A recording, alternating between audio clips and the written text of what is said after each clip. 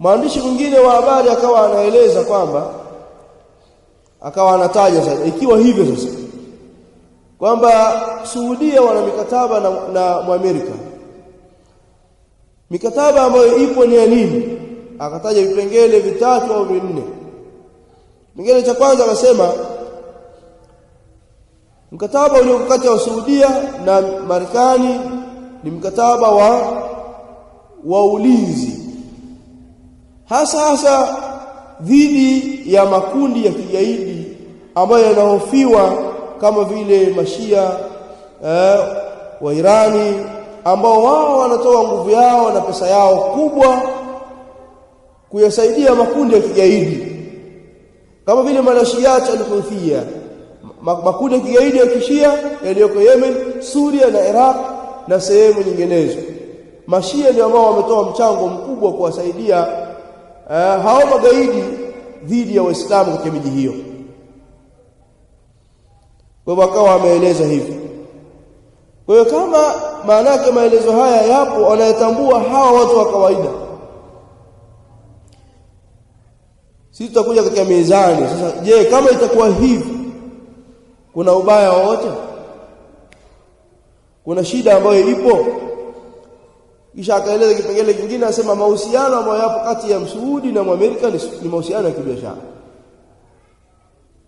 na kukuza uchumi. Akataja kipengele kingine, kipengele cha kulinda ule utawala. Wanamtumia Marekani kama mlinzi kwa sababu anapojulikana Marekani katika upande wa ulinzi.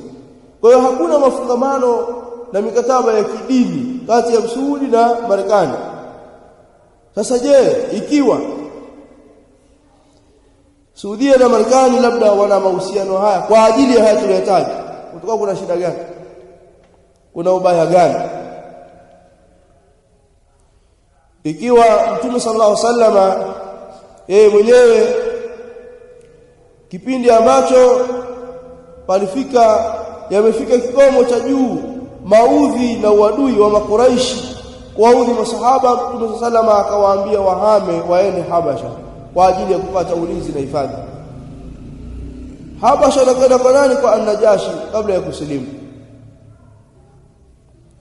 Ulinzi na hifadhi kwa si kwa Waislamu, ikiwa hakuna namna, ni jambo ambalo halina shida. Lakini pia dawa ya Mtume sallallahu alaihi wasallam alifanya katika kipindi kirefu, akifanya dawa ya kulingania Uislamu akiwa na ulinzi wa ammi yake Abu Talib ambaye alikufa katika ukafiri. Alikataa kusilimu mpaka mwishoni mwake. Kwa ulinzi ulitolewa na ammi yake Abu Talib, na wala hakuna siku aliokataa pamoja na kuwepo masahaba.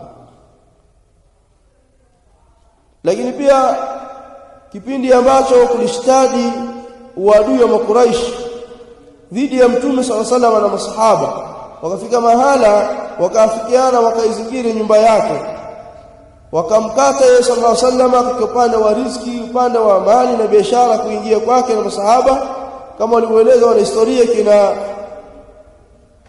Al-Mubarak al-Furi katika Ar-Rahiq al-Maktum, wakawa wameeleza na kina Ibn Hisham walijikusanya pamoja na Mtume sallallahu alaihi wasallam pamoja na masahaba Banu Hashim na Banu Muttalib,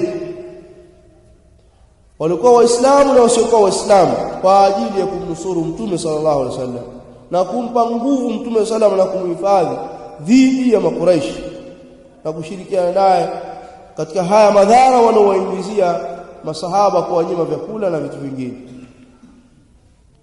Ni jambo ambalo halina shida. Swala kwa ulinzi lina shida gani? Ukisoma sira ya Ibn Hisham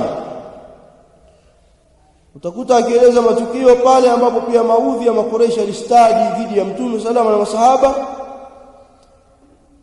katika kipindi ambacho alikufa ammi yake na mke wake Khadija ile amul huzn.